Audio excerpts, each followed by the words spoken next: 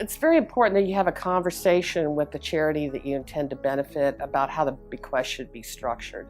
As elementary things as getting their name right, which is something that a lot of people make errors about, but also seeing that you have a meeting of the minds in terms of how the bequest should be used, but keeping in mind the fact that the charity needs some flexibility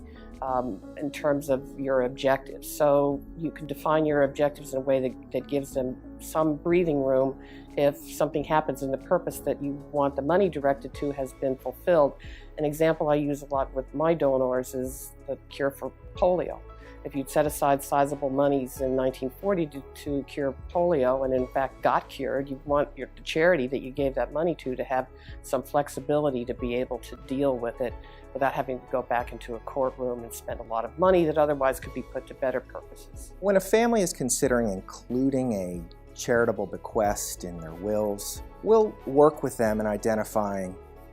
the amount of that gift, the nature of the assets that ought to be given.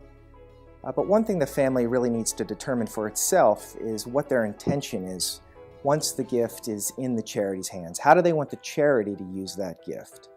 And some families have very specific ideas about how the charity ought to apply that gift, and others are comfortable allowing the charity to really apply it for whatever purposes the charity determines is the best way to apply that gift. In general,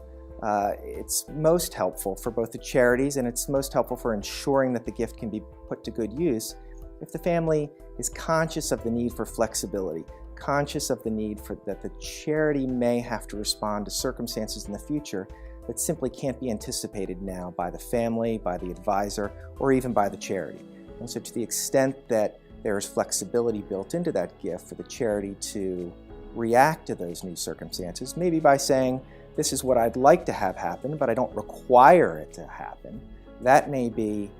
the best way to structure that gift to ensure that those dollars are really put to the best use.